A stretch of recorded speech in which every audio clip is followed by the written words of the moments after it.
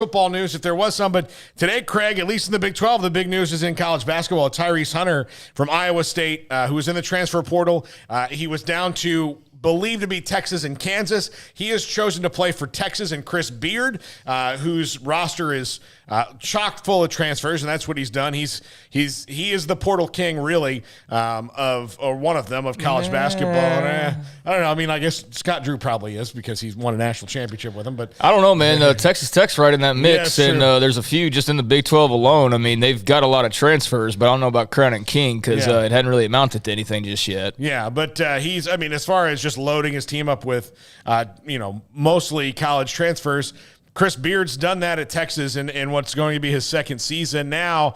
And look, that's a pretty salty lineup, and we'll see how it works out for them down the line. I do think that one of the things that I think works out for teams and worked out particularly for Baylor and for Kansas the last couple of years is, yes, you had your transfers, but you also had your team that was built up and played together for a while. And the transfers – and with Baylor, it was those transfers had played together a while that worked out. So I don't know if you can just have all, like that's the same thing with Lincoln Riley at USC. You get all these transfers in 1 year, but it probably takes a year for them to get used to each other.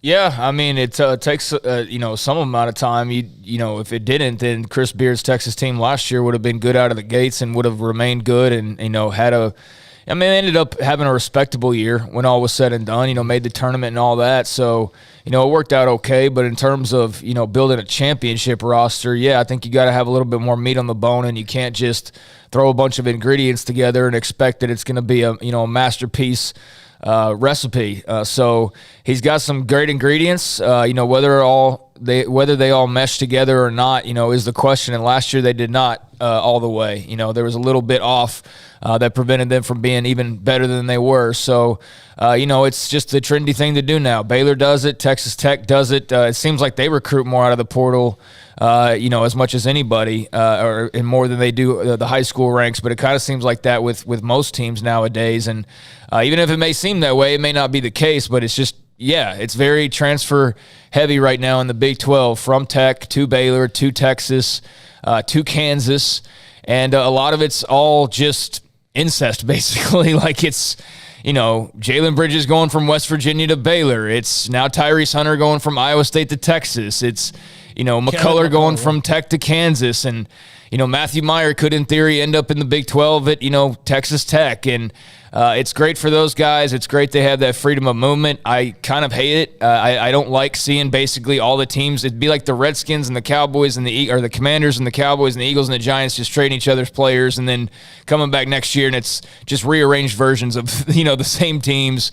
So it's kind of odd in that way that we're going to see so many guys we saw last year but playing against their old teams. But regardless, Tyrese Hunter's a great pickup for Texas. A really good player. Obviously had a really good year last year and a good enough year that he felt like, hey, Iowa State's probably treating me really well, but I'm going to go in the transfer portal and see, what's what. And obviously he got a lot of attention and had a lot of big programs coming after him. And in the end, UT's the one he chooses. So tough pill to swallow for Iowa State. And, a great thing to celebrate if you're a UT fan. He definitely makes them better. I don't, like I said, like the in-conference transferring, and we've seen so much of that in this conference in particular in basketball, but it is what it is. And so Iowa State's loss is UT's gain, and if you're Chris Beard, you got to be thrilled today.